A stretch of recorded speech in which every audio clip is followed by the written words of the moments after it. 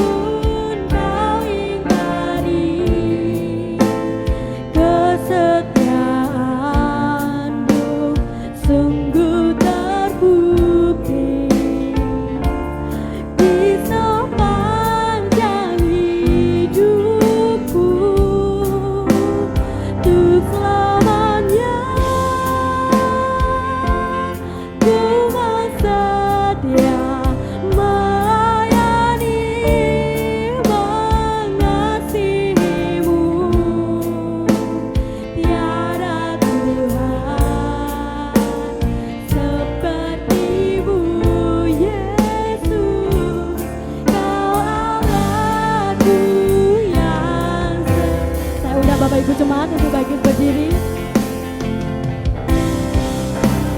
Kaulah Tuhan yang berjanji, tak sekali pun kau ingkari kesetiaanmu, sungguh terbukti di sepanjang hidupku, untuk selamanya saya serahkan kepada-Mu. Melayani mengasihi-Mu, tiada Tuhan seperti-Mu, Yesus. Kau Allahku yang setia.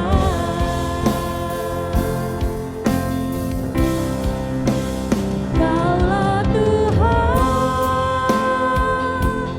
yang berjanji, tak sekali pun kau ingkari kesetiaanmu, sungguh terbukti di sepanjang hidupku,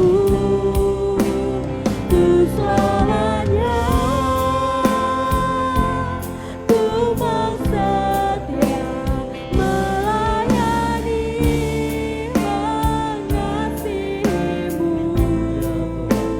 tiada Tuhan seperti-Mu, Yesus. Yang setia, tiada Tuhan seperti-Mu, Yesus. Kau Allahku yang setia, tiada Tuhan seperti-Mu, Yesus. Kau Allahku yang setia.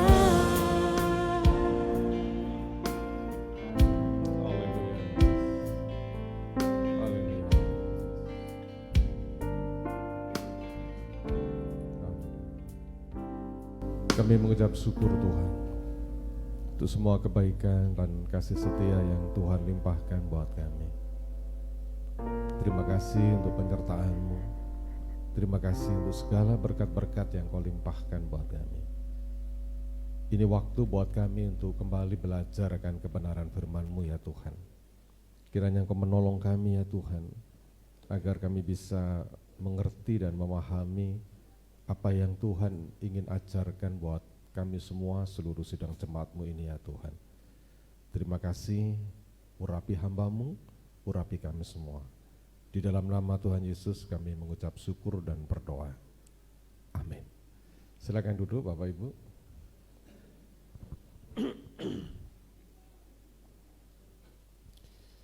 Ya, Salam. Puji Tuhan, hari ini kelihatan semua segar dan ceria ya, walaupun udara beberapa hari ini agak sedikit panas ya, tapi tidak mengurangi sukacita dan damai sejahtera kita. Bapak Ibu yang dikasihi Tuhan, hari ini saya akan menyampaikan satu pembelajaran buat kita semua yang judulnya sudah terpampang di depan ya, Toxic Relationship. Ada seorang pakar Bapak Ibu yang mengatakan bahwa kunci keberhasilan dari setiap individu ya, jadi setiap orang itu untuk berhasil ada 3 hal yang mesti dikuasai, yaitu kepemimpinan, leadership, kemudian relationship, dan kemudian stewardship ya, relasi dan kemudian pengelolaan. Nah, sidang jemaat yang dikasihi oleh Tuhan, bahwa manusia itu membutuhkan relasi adalah iya, itu natur manusia. Karena Tuhan pernah berfirman berkata pada awal-awal kejadian manusia, manusia dikatakan bahwa tidak baik manusia itu seorang diri saja. Artinya makhluk yang namanya manusia ini adalah makhluk yang membutuhkan sesamanya. Makanya dalam ilmu sosial ya, sosiologi dikatakan bahwa memang manusia itu adalah makhluk sosial, makhluk yang bergaul, makhluk yang berteman. Tetapi persoalannya Bapak Ibu, tidak semua pertemanan, tidak semua pergaulan itu membangun kita. Anak muda sekarang memberi istilah yang sangat relevan ketika di dalam pertemanannya dia menemukan teman-teman yang justru merusak dia. Mereka memberikan istilah sebagai toxic relationship. Istilah ini memang muncul keluar dari generasi Z ini ya, yang dulu-dulu nggak pernah kita ini mendengar istilah ini. Nah, apa sih yang dimaksud dengan toxic relationship? Saya melihat di Wikipedia ya, dikatakan bahwa toxic relationship adalah hubungan yang tidak sehat, sehingga membuat individu yang terlibat di dalamnya merasa tidak bahagia, direndahkan, mengalami ketidakadilan, selalu menjadi sasaran amarah yang berakhir pada kekerasan verbal, psikologis maupun fisik. Jadi intinya adalah toxic relationship ini adalah sebuah hubungan yang tidak sehat. Hubungan yang ujung-ujungnya adalah melakukan pelecehan, melakukan abuse, melakukan memanipulasi orang. Abuse-nya itu dikatakan bahwa pada akhirnya toxic relationship ini berakhir pada kekerasan verbal. Ya, verbal abuse, orang yang ngomongnya itu nyakitin, menjatuhkan dan sebagainya. Berakhir juga kekerasan psikologis maupun kekerasan fisik.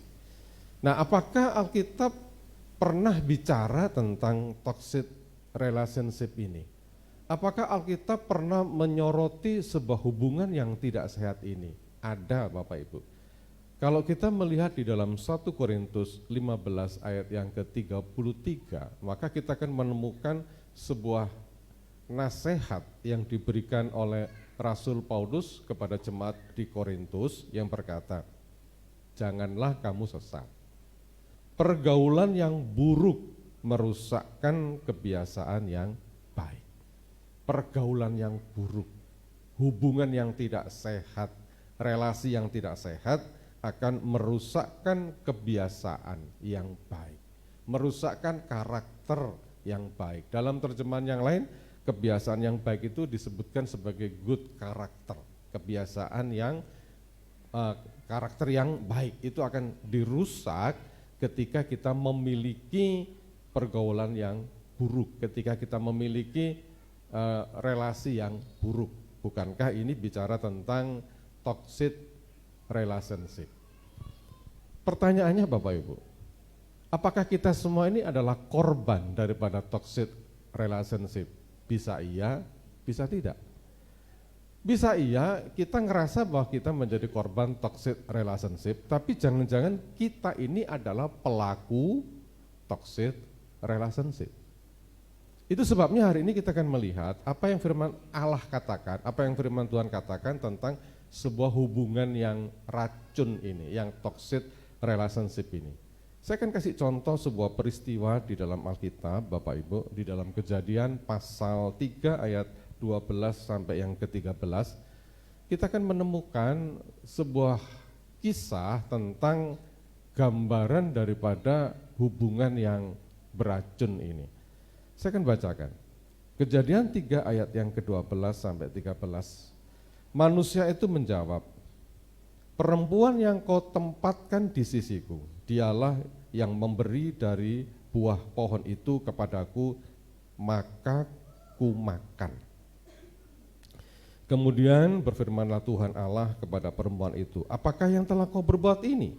Jawab perempuan itu, ular itu yang memperdayakan aku, maka ku makan. Bapak Ibu lihat, perhatikan hubungan yang terbangun dari relasi antara Adam dan Hawa. Tuhan menempatkan mereka pada sebuah taman yang begitu indah yang mencukupi semua kebutuhan mereka. Kemudian Tuhan berkata kepada mereka, "Hai Adam, Hawa, semua buah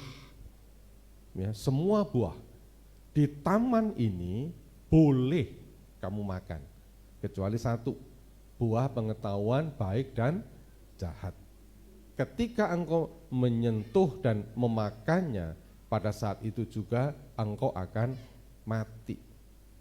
Saudara, kisah ini menceritakan tentang sebuah hubungan yang memiliki pola manipulatif.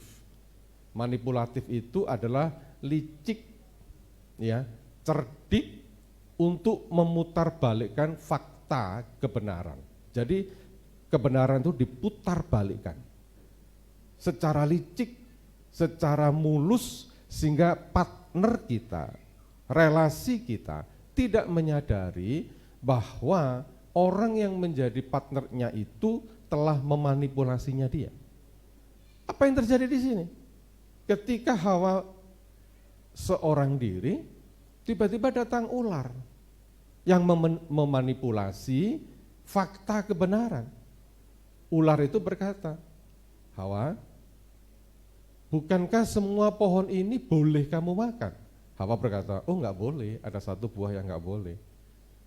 Diputar lagi sama si ular ini, si iblis. "Kalau engkau makan itu, buah itu, engkau akan menjadi sama seperti Tuhan, sama seperti Allah." Faktanya kemudian diputar balikkan. Akibatnya apa Bapak Ibu? Adam makan buah itu, Hawa makan buah itu, kemudian diberikan kepada Adam. Adam juga makan buah itu. Saya yakin waktu Hawa memberikan buah itu kepada Adam, kata-katanya, kalimatnya juga sudah diputar balikkan, sebuah kisah yang sangat manipulatif. Nah, ketika mereka jatuh ke dalam dosa, perhatikan ayat yang ke-12 ini. Tuhan bertanya, "Kenapa kamu makan?" Iya kan? Manusia itu menjawab, "Perempuan yang kau tempatkan di sisiku, dialah yang memberi buah itu." Kemudian Tuhan bertanya, "Hei perempuan, apa yang kamu lakukan?" "Ular yang memperdayai aku." Apa yang bisa kita tangkap di sini Bapak Ibu? Relasi yang manipulatif itu mengindikasikan yang pertama adalah orang-orang yang terlibat di dalam pola hubungan seperti ini adalah orang-orang yang tidak mau dan tidak mampu untuk mengambil tanggung jawab. Bukankah firman itu diberikan kepada dua orang ini? Bahwa kalian semua tidak boleh makan buah itu. Saudara yang dikasihi oleh Tuhan, mestinya ketika Adam, sang pemimpin, kepala keluarga, sang suami ditegur Tuhan, "Kamu ya telah makan." Maka mestinya Adam akan berkata, "Ampuni saya Tuhan, saya telah melanggar firman-Mu. Saya enggak sanggup untuk menahan diri, ampuni saya." Kan mestinya begitu. Jadi kesalahan itu memang ada dalam diri Adam. Tapi Adam enggak mau ambil tanggung jawab. Apa yang dilakukan kemudian? Dia mencoba menyelamatkan diri, mencoba untuk membuang kesalahan itu dengan cara apa? Melemparkan kesalahan itu kepada Hawa. "Bukan saya Tuhan yang salah." Bukan. Yang salah itu dua hal, kata si manusia ini. Yang pertama siapa? Perempuan. Perempuan itu yang engkau beri, yang memberikan buah pengetahuan baik dan jahat kepada saya. Itu yang pertama. Yang kedua, siapa yang salah? Engkau sendiri. Bukankah perempuan ini engkau yang beri? Maka manusia itu berkata, "Perempuan yang kau tempatkan." Ngeri sekali ini ya, si Adam ini. Perempuan yang kau tempatkan. Dengan kata lain, Adam kan berkata begini, "Engkau tidak bijaksana Tuhan dengan menempatkan perempuan itu di sisi saya. Engkau tidak bijaksana Tuhan dengan menempatkan perempuan ini menjadi istri saya.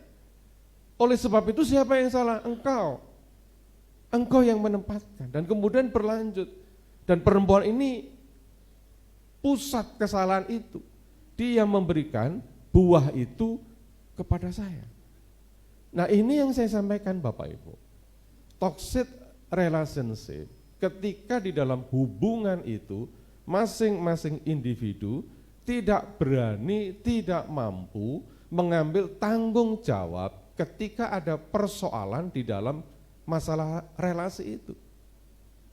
Suami istri misalkan, ketika ada persoalan, tidak berani mengambil tanggung jawab. Kamu itu yang salah, kamu itu yang salah, bukan saya, kamu. Ketika kita memiliki hubungan yang seperti ini Bapak Ibu, hindari gitu loh. Pergi jauh-jauh dari hubungan ini. Kenapa? Karena itulah salah satu ciri dari toxic relationship. Sebuah hubungan yang memanipulasi, merendahkan partnernya, menjelekkan partnernya demi kualitas dirinya. Bahwa saya tidak ada salah. Bahwa saya benar sendiri. Bahwa saya tidak mungkin melakukan sesuatu yang keliru. Siapa yang keliru? Kamu. Siapa yang keliru? Kamu, kan gitu kan? Makanya tadi dikatakan toxic relationship adalah sebuah hubungan yang tidak sehat, di mana salah satu pihak itu selalu menjadi korban, baik secara psikologis, ya kan, secara fisik, secara verbal, tapi dia selalu menjadi korban. Pola hubungan yang manipulatif kayak begini. Apa yang harus kita lakukan kalau begitu? Kalau kita terlibat dalam hubungan seperti ini, ya kita berubah dong, ya kan?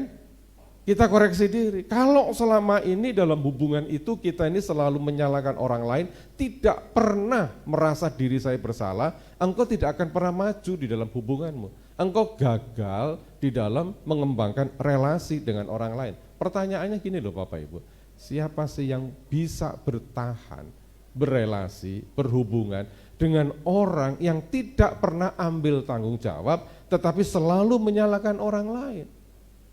Orang lain berhasil, kita kecam.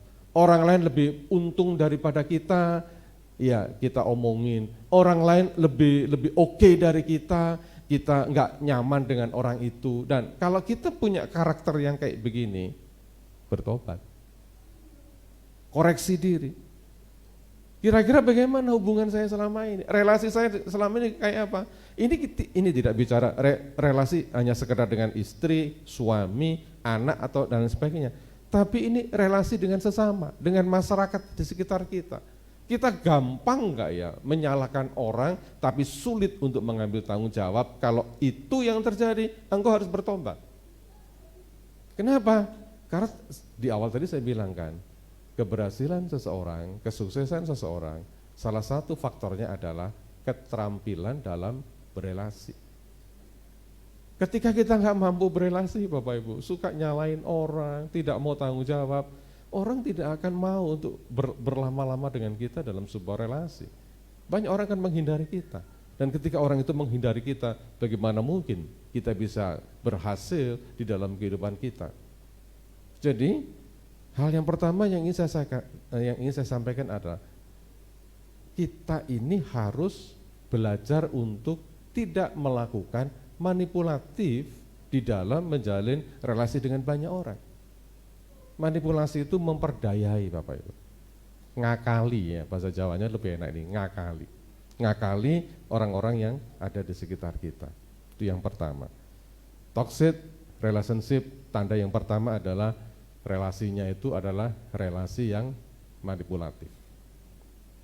Yang ketiga, tanda kedua, maksud saya bukan ketiga, tanda kedua dari toxic relationship adalah pola hubungan yang meracuni. Kalau yang tadi ya pola hubungan yang memanipulasi, ini yang meracuni. Saya akan perlihatkan Bapak Ibu ayat yang bisa kita menjadi referensinya, Yakobus pasal 3 ayat yang ke-12 demikian.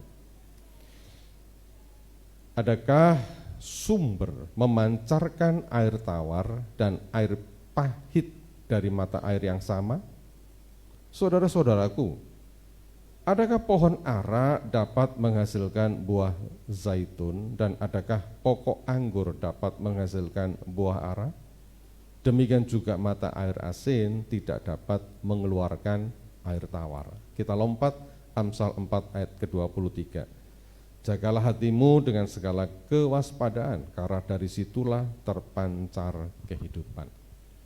Saudara, saya sengaja ya tampilkan gambar film Netflix yang terbaru ya di situ. Nah, ini kisah beberapa waktu yang lalu yang terkenal dengan kopi sianida, ya kan? Saya malah lupa itu korbannya siapa. Mirna ya. Terus yang jadi korban sama itu? Oh, Jessica. Ya sudahlah, itulah saya nggak lupa ya. Tetapi yang ingin saya sampaikan bukan kisah daripada film ini, karena film ini di Netflix sekarang sudah menjadi box office ya untuk penonton di Indonesia ya. As Cold, Murder, Coffee and ini ada judul, ada Jessica Wongso. Kenapa nggak saya baca tadi ya, Jessica Wongso. Nah, saudara, yang ingin saya sampaikan bukan ceritanya, tetapi inti daripada cerita ini bukankah ketika ada satu komunitas ya, satu pertemanan ya, cewek-cewek cantik, orang-orang kelas atas lagi ngopi di Jakarta, dan kemudian si Jessica Wongso ini pesan Vietnam drip, ya kemudian tidak tahu gimana ceritanya, tiba-tiba orang ini meninggal. Masuklah ke dalam pengadilan. Kenapa? Ternyata kopinya itu dicampur dengan sianida. Makna apa yang saya ingin sampaikan? Racun itu ujungnya selalu mematikan.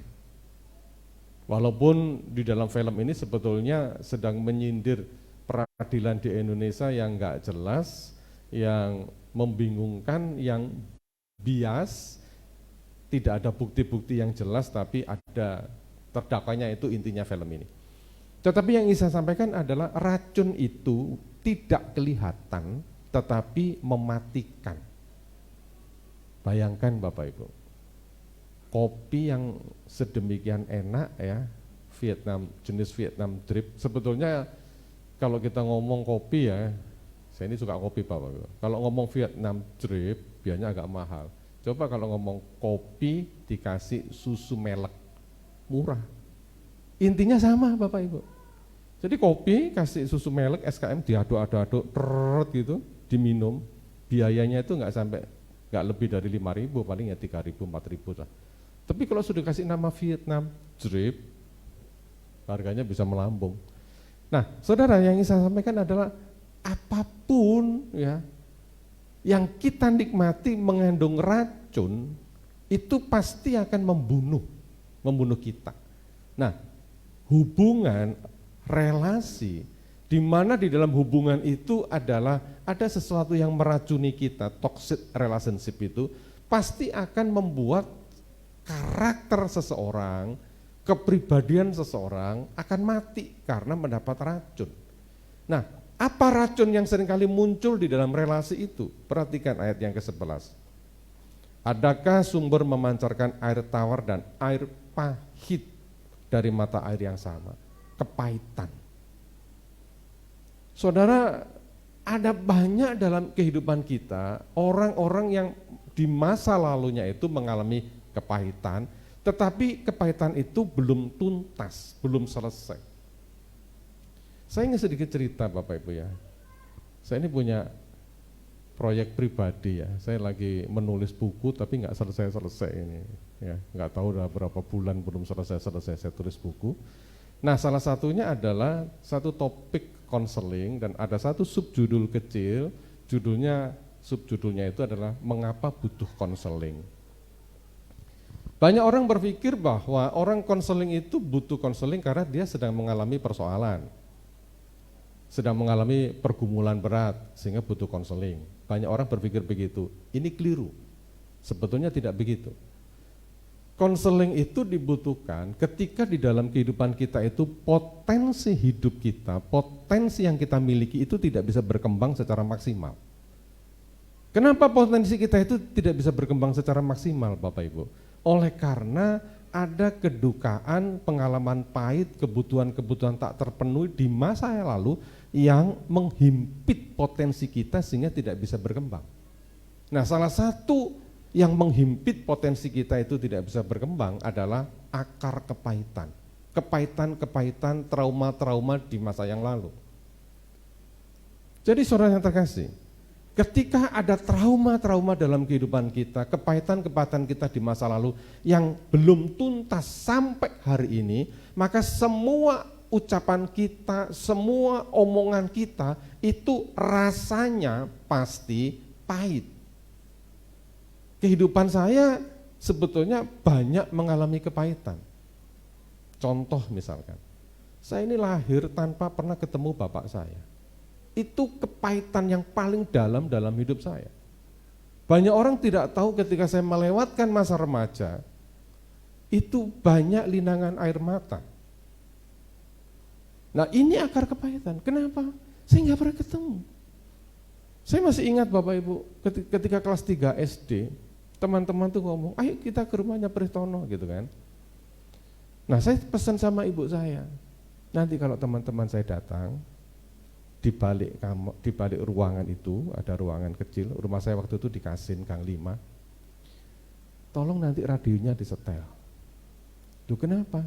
Supaya kalau ada teman-teman saya tanya, siapa yang setel radio? Saya bisa jawab, bapak saya. Itu kepahitan dalam hati saya. Sehingga saya masih ingat betul Bapak Ibu, ini sedikit curhat dan cerita ya. Sepanjang saya sekolah, saya tidak pernah bisa berhubungan dengan aman dengan yang namanya bapak guru. Saya selalu melawan. Disuruh berantem pun saya akan melakukan, karena saya ada kepahitan dengan figur bapak. Jengkel, marah gitu loh.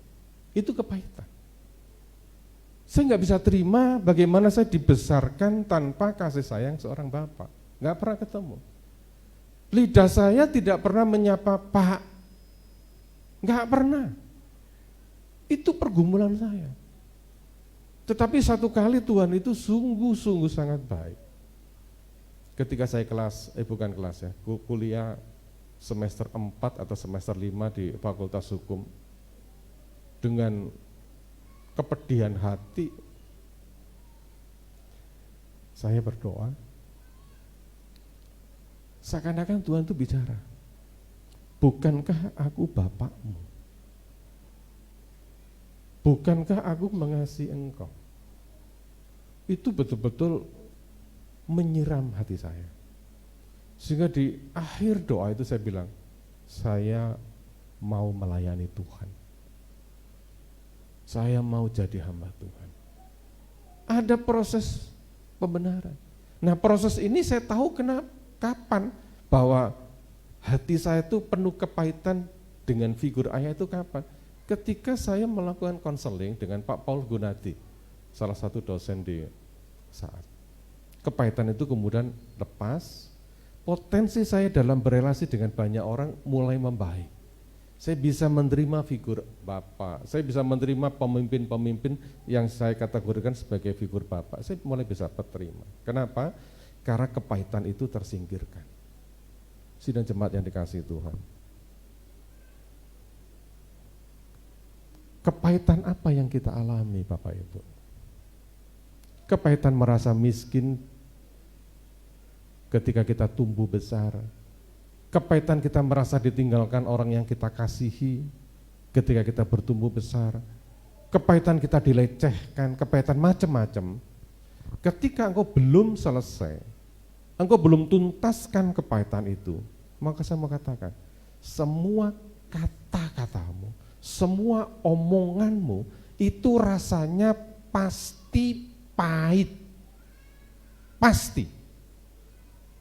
Kenapa saya katakan pasti? Perhatikan Amsal 4 ayat ke-23 ini. Jagalah hatimu. Ya kan? Jagalah hatimu dengan segala kewaspadaan. Kenapa? Karena dari situlah terpancar kehidupan. Artinya apa sih? Sesuatu yang keluar dari mulut kita, omongan kita, itu selalu sumbernya dari hati. Lah kalau hati kita isinya kepahitan, bagaimana mungkin hati yang penuh dengan kepahitan itu akan mengeluarkan air yang manis, air yang tawar, mustahil dan impossible gitu loh. Itu sebabnya Yakobus pada ayat yang kedua 11-12 ini, adakah sumber memancurkan air tawar dan air pahit dari mata air yang sama? Ini kan gaya retorika dari Yakobus. Sebuah pertanyaan yang nggak perlu jawabannya gitu loh, retoris sekali. Adakah sumber memancarkan air tawar dan air pahit dari mata air yang sama? Jawabannya pasti nggak mungkin, nggak mungkin. Saudara-saudaraku, ini retoris sekali lagi. Adakah pohon ara dapat menghasilkan buah zaitun dan adakah pokok anggur dapat menghasilkan buah ara? Jawabannya apa? Ya tidak mungkin. Demikian juga mata air asin tidak dapat, perhatikan ini ya, tidak dapat mengeluarkan air tawar. Kalau hati kita penuh kepahitan,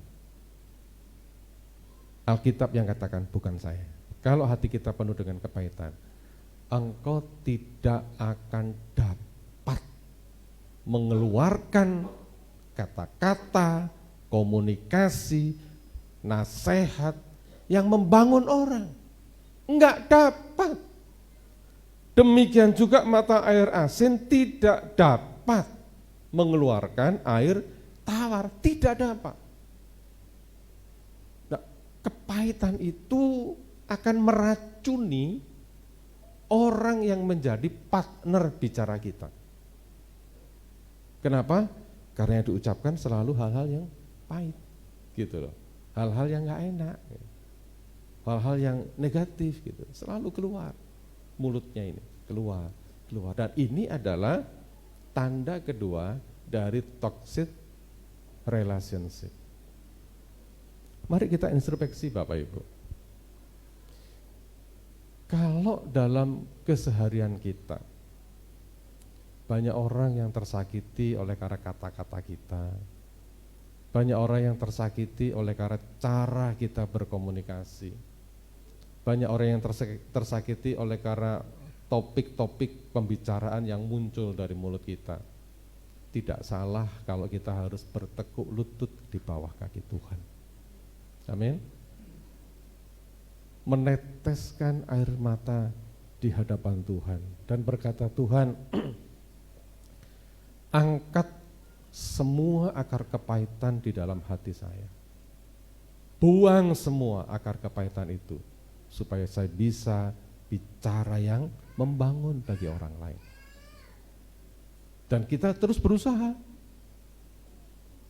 Ketika kita bicara, kita mikir dulu, kira-kira ucapan saya ini menjatuhkan apa tidak, gitu loh. Berpikir dulu.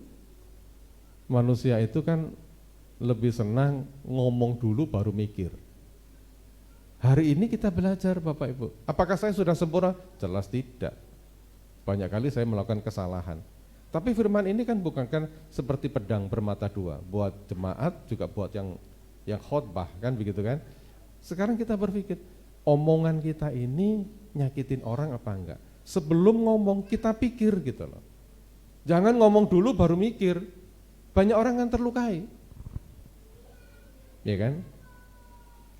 Seperti satu kali ada seorang bapak yang ngajarin anaknya tentang dahsyatnya perkataan itu. Bapak itu bilang, "Nak, kamu tahu di depan ada kayu?" "Tahu, Pak." "Ambil paku beberapa, ambil palu. Terus pakukan paku-paku itu ke batang kayu yang ada di depan itu." Paku apa? Jedeng, 1, 2, 3, 4, 5, 6, 7 sudah penuh gitu. Bapaknya bilang, "Sekarang cabut paku-paku itu." Cabut kan paku-paku. Nah kemudian bapaknya tanya, Ini kalau ngomong paku sama kayu itu Pak Bandi yang profesional. Bapaknya tanya, setelah paku-pakumu itu kamu cabut, ada bekas enggak di kayu itu, bekas dari paku-paku itu? Anaknya menjawab, ada Pak. Terus bapaknya bilang, demikian juga dengan perkataan kita. Ketika perkataan kita ungkapkan, kita omongkan dan nyakitin hati orang, berapa banyak engkau minta maaf kepada orang itu, bekasnya masih ada.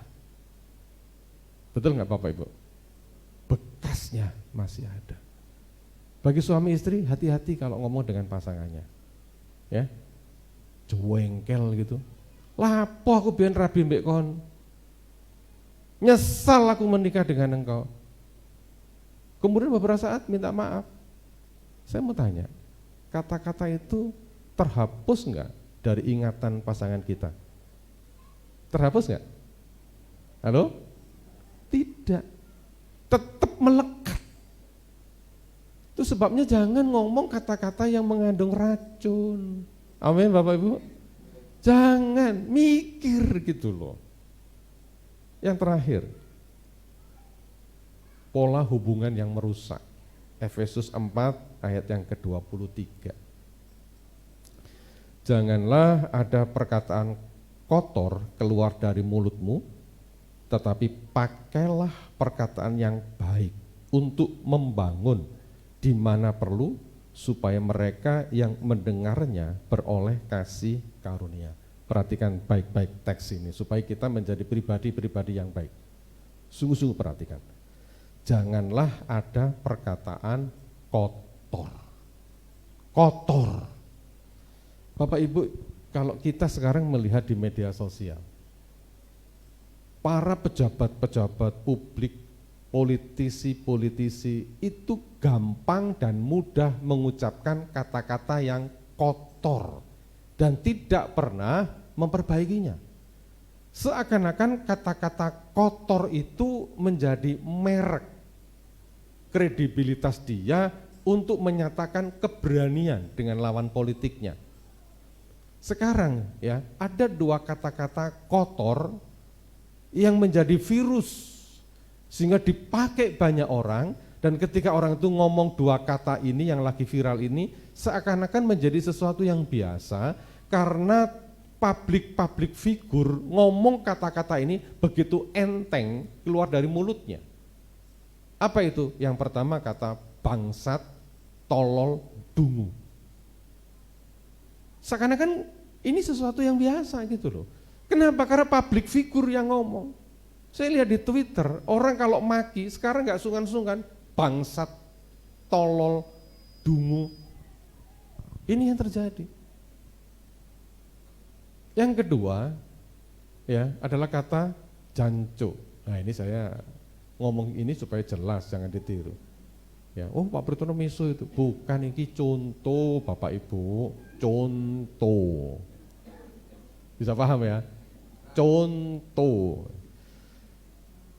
Kemudian siapa yang mempopulerkannya? Seorang yang dimaksud budayawan, menulis buku Republik Jancukers.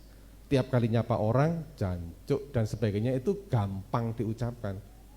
Apa yang terjadi?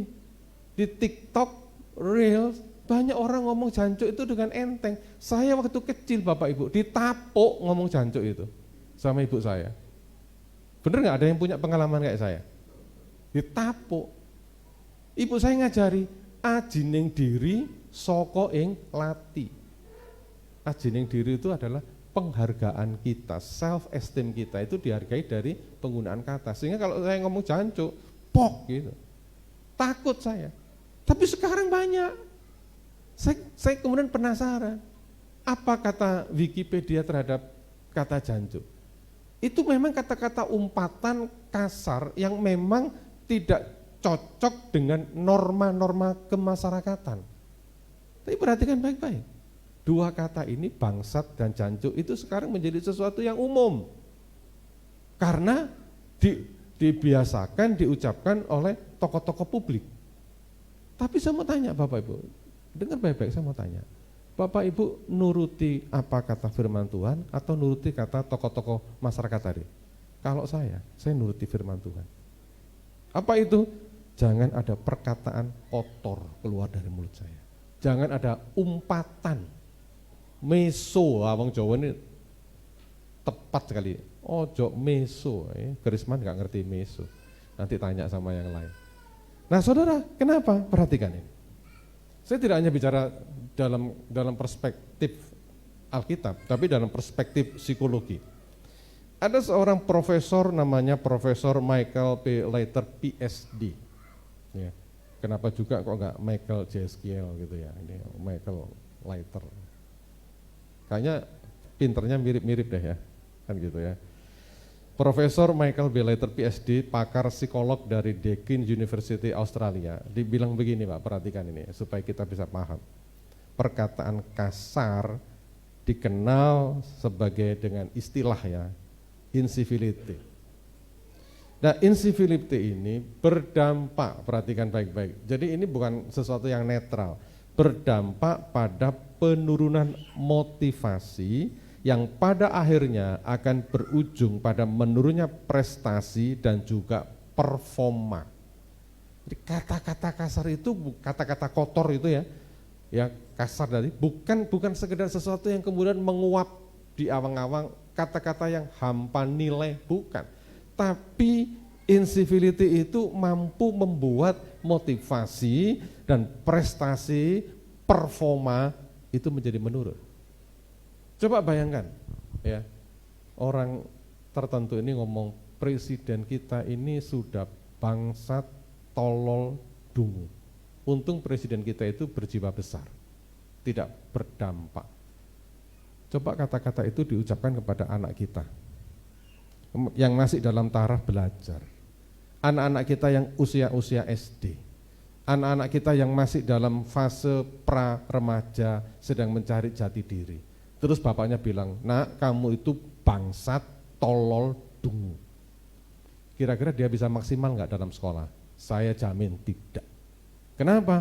Karena dia akan berkata begini, bapak saya ngomong saya ini bangsat, dungu, tolol. Apalagi orang lain. Gitu loh. Itu kalau dalam psikologi disebut self-fulfillment prophecy. Kata-kata yang bisa terjadi kepada anak kita. Nah, itu Bapak Ibu, ketika kita di dalam relasi, gampang ngomong kotor, gampang ngomong kasar, suka mengumpat, ya, maka itulah yang disebut dengan toxic relationship. Hari ini kita belajar tentang bagaimana kita berelasi dengan orang lain, dengan keluarga, dengan anak-anak. Saya undang tim musik secara lebih ketat. Jangan kita menjadi aktor yang mengumandangkan tentang toxic relationship. Kita harus menghindar toxic relationship agar kehidupan kita meningkat dan semakin berkualitas. Kiranya Tuhan memberkati dan menolong kita. Saya undang kita semua untuk bangkit berdiri, Bapak Ibu.